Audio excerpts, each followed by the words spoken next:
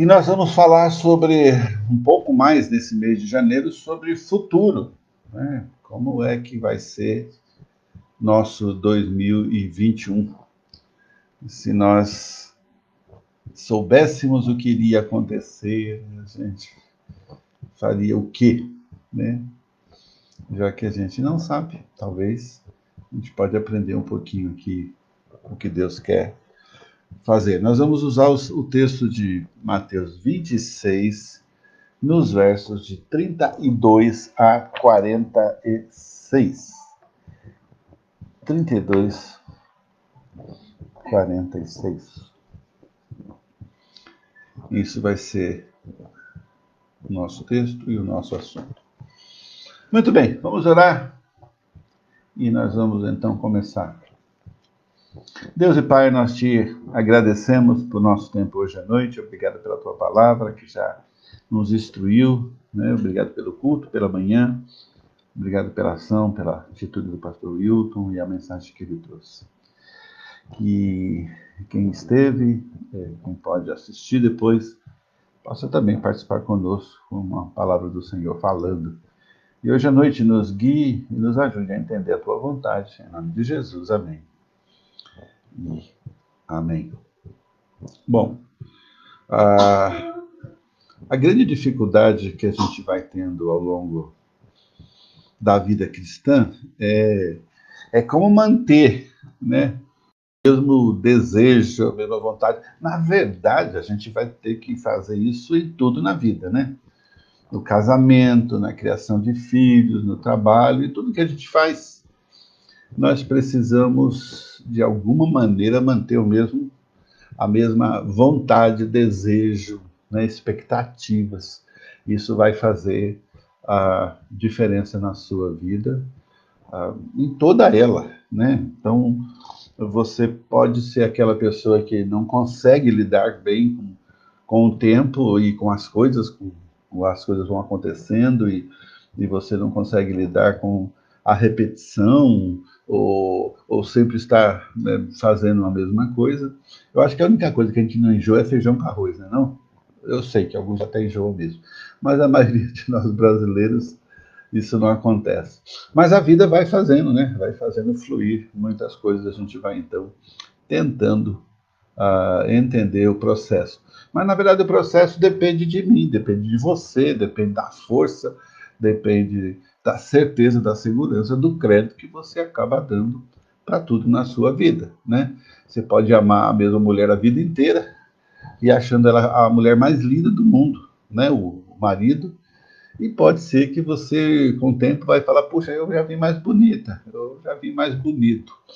E aí realmente vai ser complicado, vai ser difícil manter um casamento de boa influência, tanto do lado quanto do outro, no contexto de uma vida longa, né? Embora a gente viva pouco, mas os anos são realmente parte de um processo longo, né? E a gente precisa, então, administrar isso.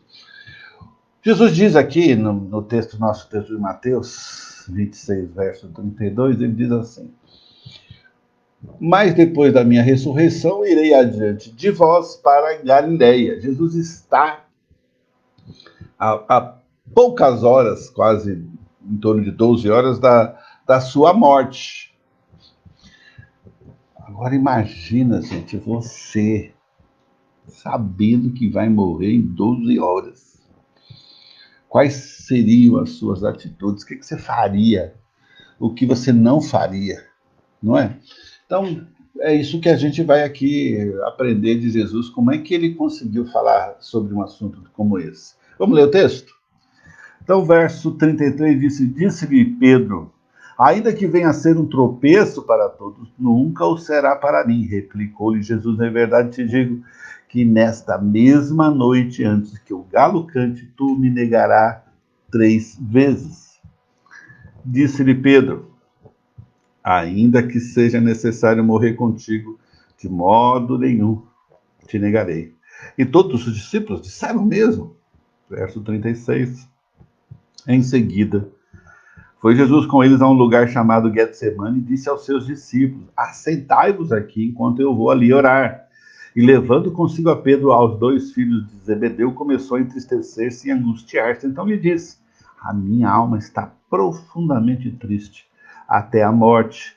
Ficai aqui e vigiai comigo. Adiantando-se um pouco, prostou-se sobre o seu rosto, orando e dizendo: meu pai, se possível, passe de mim esse cálice.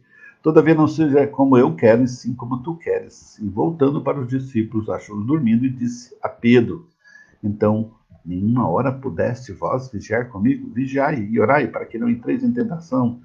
O espírito, na verdade, está pronto, mas a carne é fraca. Tornando a retirar-se, orou de novo, dizendo: meu pai, se não é possível passar de mim este cálice sem que eu o beba, faça-se a tua vontade. E voltando, achou-os outra vez dormindo, porque os seus olhos estavam pesados. Deixando-os novamente, foi orar pela terceira vez, repetindo as mesmas palavras. Então voltou para os discípulos e lhes disse: ainda dormis e repousais? Eis que é chegada a hora, e o Filho do Homem está sendo entregue nas mãos do pecador. Levantai-vos, vamos, eis que o traidor se aproxima. Como é que Jesus transforma tristeza e angústia em ânimo e força? Essa é uma pergunta para a gente tentar responder no nosso assunto hoje à noite.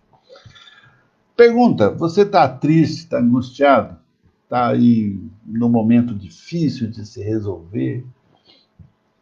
Se não tiver, amém? Glória a Deus e aleluia. Saiba que ninguém está livre de ficar numa situação dessa, de entrar numa depressão, de ficar aí como uma estátua tentando entender a vida deste momento. Porém, Jesus nos ensina a transformar a tristeza em ânimo e angústia em força, e certamente essa lição será útil para quando você estiver triste. Jesus foi para Jerusalém já falando sobre a sua morte, lá em Mateus capítulo 20. Para pensar aí um pouquinho na sua própria morte, como eu disse no início. Imagine que você irá morrer a semana que vem. Olha, eu vou entender que em poucos minutos você vai estar triste e preocupado. Isso, na verdade, tem grandes chances de você continuar vivo após a semana que vem. Amém, irmão? Grande chance de não morrer. Porém, no caso de Jesus, isso era um fato, uma certeza de que lhe restavam apenas 7 dias de vida. Consegue imaginar o quanto ele ficou triste e angustiado? Nada pode angustiar e entristecer mais uma pessoa do que o aviso da sua própria morte. Pessoas que estão vivendo num ponto assim, de morte já quase que definida, ainda que não seja com data marcada, ela vai, ela vai ficando triste com o tempo. E quando aquele prazo, né, teoricamente, de vida vai chegando ao fim, a tristeza vai aumentando. Jesus tem algumas horas até que a sua morte chegue. Se ele estava orando, então, às 3 da madrugada, significa que ele tinha 12 horas de vida. E nesse momento de vulnerabilidade, esse momento de dificuldade, a gente quer os amigos mais íntimos perto. A gente quer contar com alguém que nos ame o suficiente e que interceda por nós, que fale com a gente, que dê colo, né? Ainda que eles não entendam exatamente o que você está passando, porque de fato não dá para entender. O verso 37 diz assim: e levando consigo Pedro e os dois filhos de Zebedeu, começou a entristecer-se, angustiar-se. Eles não se deram conta do que podia estar acontecendo. No momento de tristeza e angústia, queremos alguém para dividir o que estamos passando. E Jesus diz de uma maneira clara, ele fala, a minha alma está cheia de tristeza até a morte. Infelizmente, existem situações que passamos tão fortes e complicadas que nem os nossos amigos, irmãos, família conseguem imaginar. É claro que algumas pessoas sofrem bem mais do que outras. Passam por traumas que poucos passam no mundo. E quando você é o primeiro no seu círculo de amigos a passar um trauma que ninguém ao seu redor jamais passou, é difícil que eles entendam o que você está passando. Ninguém tem uma palavra que atenue a sua dor, que você se sentir um pouco melhor. É difícil que eles consigam te dar um apoio suficiente nessa hora. E é exatamente nesse ponto que a gente vai se sentir completamente sozinho. A solidão traz mais angústia ainda. E como foi que Jesus saiu dessa? Porque você já percebeu, a situação era difícil, era complicada. Situações que você pode passar, que eu posso passar, que nós podemos passar. O que estava acontecendo que podia sair? Sem poder contar com o apoio e a ajuda dos seus discípulos mais chegados, como ele se superou e venceu essa angústia, uma vez que ele estava fraco e falando de morte. Como é que uma pessoa depressiva, dizendo estar cheia de tristeza até a morte, como ele venceu essa situação sozinho? A resposta é simples, e o desenvolvimento do texto você já deve ter percebido, né? Ele fala com Deus. Uma oração difícil, uma oração complicada, uma oração de dependência completa. E sabe, o grande segredo não foi ele ter feito uma oração, mas o segredo foi que ele fez três orações. A primeira oração vai estar nos versos 38 e 39 que nós lemos. Ele convida seus discípulos, seus amigos, aqueles que eram chegados, que certamente o amavam muito, mas acaba orando sozinho, porque eles dormiram. No verso 40, ao levantar da primeira oração, ele volta para ver a oração dos discípulos. Como é que eles estão intercedendo por mim, falando, orando, buscando ao Senhor? Mas eles o decepcionam porque dorme. E Jesus fala com Pedro, nenhuma hora pudesse vigiar comigo. Bom, se ele disse que nenhuma hora pudesse vigiar, é porque essa primeira oração dele durou 1 hora. Ele orou, ele clamou, ele chorou, ele sofreu por 1 hora e seus melhores amigos o deixaram na mão. Jesus acorda Pedro, porque ele é o líder e dá instrução. E chama a atenção de Pedro para que ele ore mais, e a importância de orar. A gente imagina que Pedro iria cutucar, né, os outros do lado, João.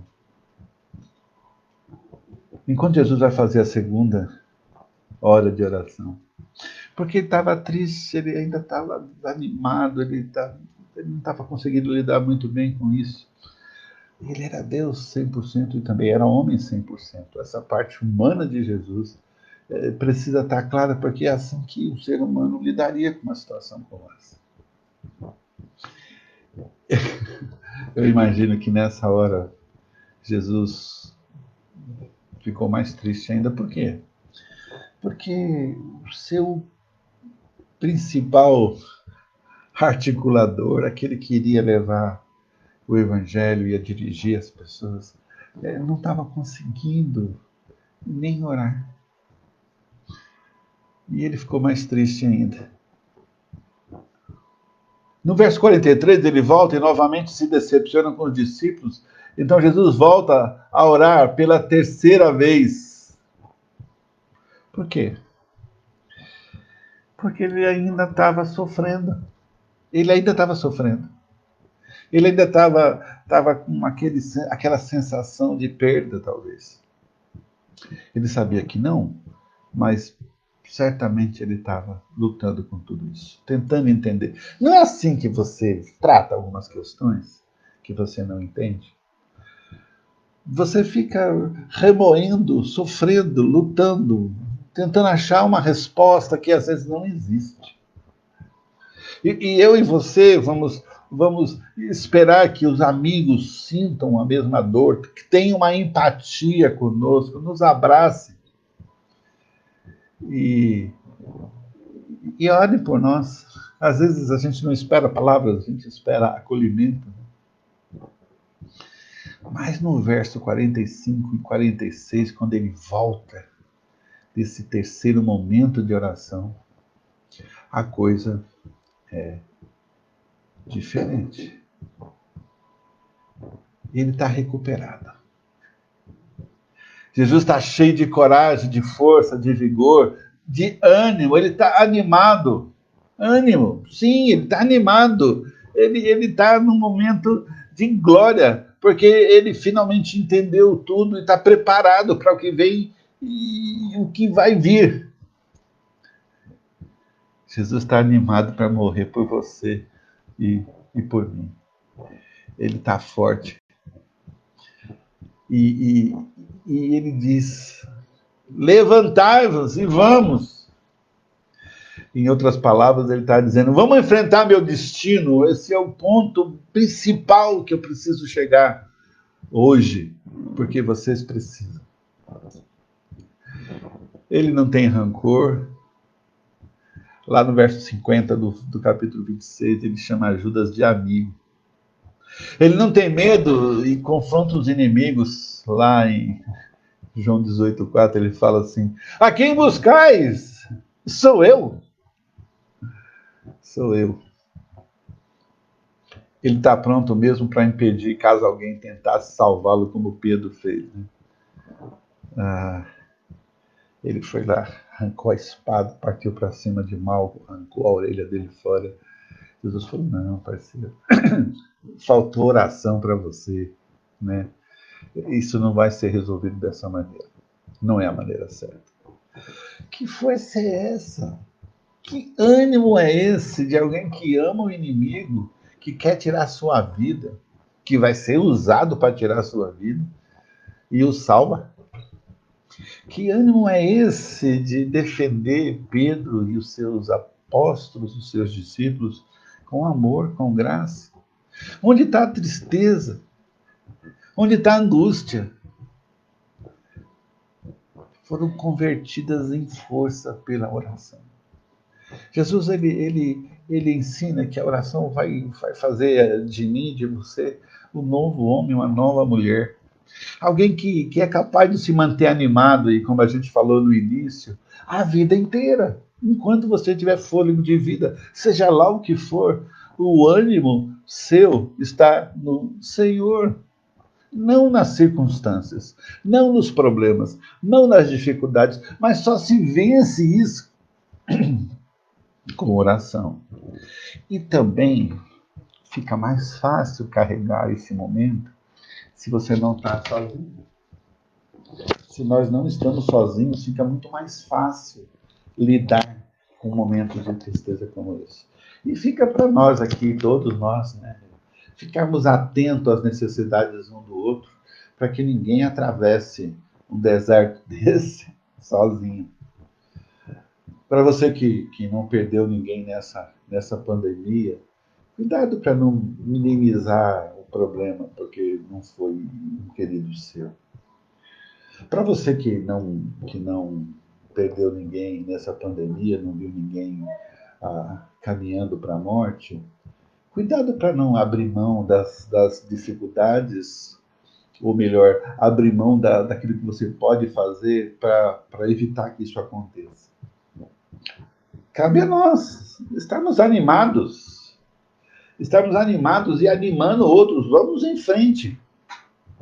Nós estamos olhando para um futuro. 2021 faz parte do nosso futuro, porque ele ainda está começando. E eu não sei o que vai acontecer neste ano de 2021.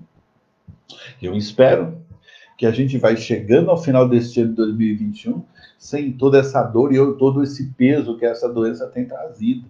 Mas pode ser que não. Pode ser que a gente vai ter que lutar mais um ano, ou mais um ano e meio, mais 2, eu não sei. Mas fique animado. Se anime com o seu Deus, se anime com seus amigos, se anime com a sua igreja. Se você tem uma igreja, vá lá, se ela tem cultos presenciais. Participe desses momentos da internet. Ligue para alguém, pergunta como está. Pessoas que perderam o emprego, como é que a gente pode ajudar? Momentos de fraqueza, você quer os amigos perto. Nos momentos de ânimo e força, você não se abala caso esses amigos fujam. Igual os discípulos fugiram. Às vezes vai acontecer e a gente vai dizer, puxa Deus, essa igreja aqui, ela não é capaz de orar comigo, de sentir a minha falta, de perguntar por mim, e eu vou largar o Senhor, vou largar a igreja, vou largar tudo. Irmão, está errado. É claro que seria muito mais fácil se esses amigos, se esses queridos estivessem próximos. Se eles não fugissem com medo. Se eles não vigiassem em oração por negligência, por falta de vontade. Gente, é o seguinte, se nessa pandemia a gente não aprender a orar, nunca mais aprende. Não é verdade? Eu lembro do tempo que eu saía de casa, eu fiz algumas viagens, mesmo depois de casado, e eu tinha que fazer um mapa para saber onde eu ia, né? E Gisélia ficava em casa e orava por mim para que eu voltasse. Hoje ela me liga no celular e pergunta por que eu estou demorando. E eu orava para Deus me abençoar, para eu achar o caminho, para não errar muito. Hoje eu ligo o GPS. Isso é bom, mas isso pode ser ruim. Assim como nos momentos de angústia, você quer dividir o fardo e desabafar. Nos momentos de força e ânimo, você tem conselho para dar. Não sei, talvez uma dificuldade na família, com filhos. Eu tenho lições para dividir, sabedoria para partilhar, não é fácil.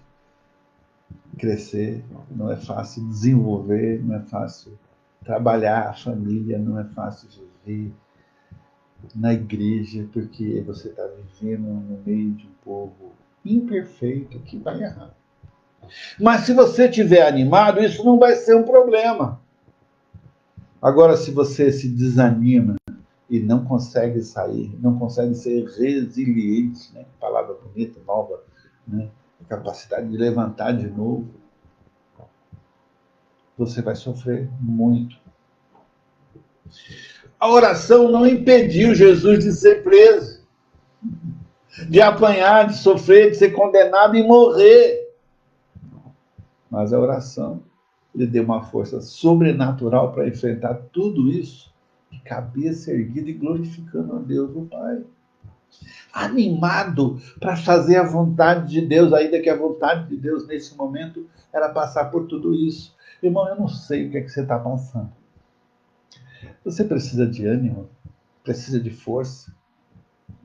Desculpa, não é ouvindo música, nem lendo frases motivacionais que você vai conseguir. Mas é orando. ficando a sós com Deus. Você pode entrar como gatinho medroso e sair como leão feroz. Espero que sim. Tomando posição, assumindo compromisso, indo até onde espiritualmente jamais foi.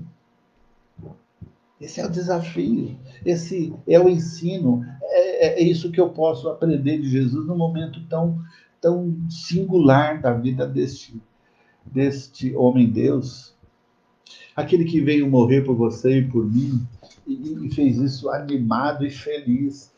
E eu não consigo fazer nada além de choramingar as pitangas, porque as coisas não estão bem. É claro que eu preciso de amigos. É claro que eu preciso de gente que me ame, que me ajude, que ande comigo. Mas eu preciso me animar. E a única maneira de se animar é orando. Orando como? Entregando a Deus. Entregando de verdade o que você não pode fazer. O que você pode, faça. O que você não pode, ora. E para nós, a responsabilidade de não nos afastarmos daqueles que estão sofrendo e precisando de ajuda, de um amigo que consiga orar por uma hora. Jesus se ajoelha diante de Deus para ficar de pé diante dos homens, diante da sua maior luta. É por isso que se diz: quem se curva diante de Deus fica de pé diante de qualquer coisa.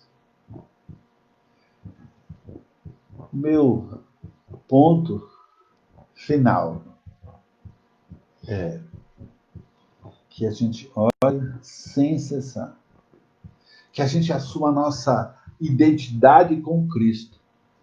Chega de fazer a obra relaxadamente. Que Deus te dê sabedoria e graça. Que Deus te dê alegria de passar por provações por causa de Cristo. E que isso não te abale a ponto de você perder o caminho da cruz. Que a cruz ainda seja a sua referência. Porque, queridos, sofrer por Deus é alegria. Se animem.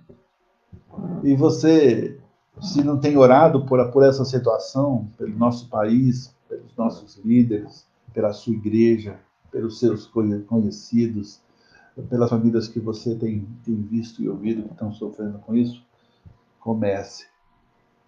Isso vai fazer toda a diferença para aquele que está lá, porque ele não vai estar carregando a sua carga sozinho.